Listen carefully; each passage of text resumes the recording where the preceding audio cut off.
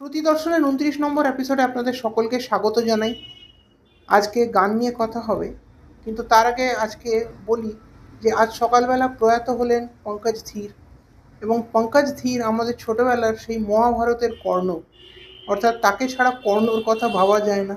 তাকে অনেক মানুষ ভালোবেসেছেন, আবার বেশ কিছু মানুষ ঘৃণাও করেছেন। তিনি সত্যি সত্যি আজ আমাদের ছেড়ে চলে গেলেন। যেখানেই থাকুন ভালো থাকুন এবং আনন্দে থাকুন। আজ যেহেতু গান নিয়ে কথা হবে এবং আজকে কথা বলবো এমন একজন মানুষের কথা, যিনি লতা মঙ্গেশকরের পরে সম্ভবত সবথেকে ভারতবর্ষের ইনফ্লুয়েন্সিয়াল গায়িকা।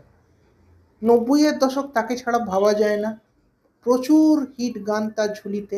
7টা ফিল্মফেয়ার অ্যাওয়ার্ড পেয়েছেন। সবথেকে বড় এবং শ্লাঘার বিষয় হলো তিনি কলকাতার মানুষ। তিনি তার ভাই সমীর ইয়াগনিকের সঙ্গেও একটা নন ফিল্মি অ্যালবামে কাজ করেছিলেন, যেটাও সুপারহিট।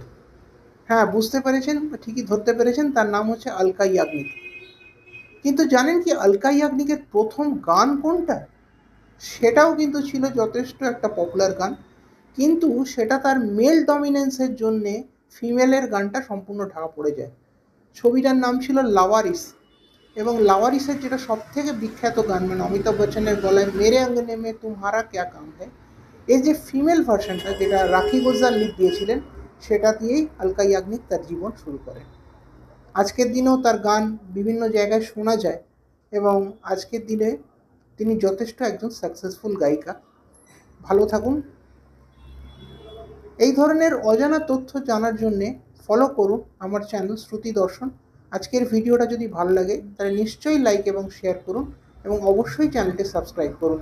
আপনাদের জন্য আরও নতুন ভিডিও, নতুন চমক আসছে খুব শীঘ্রই।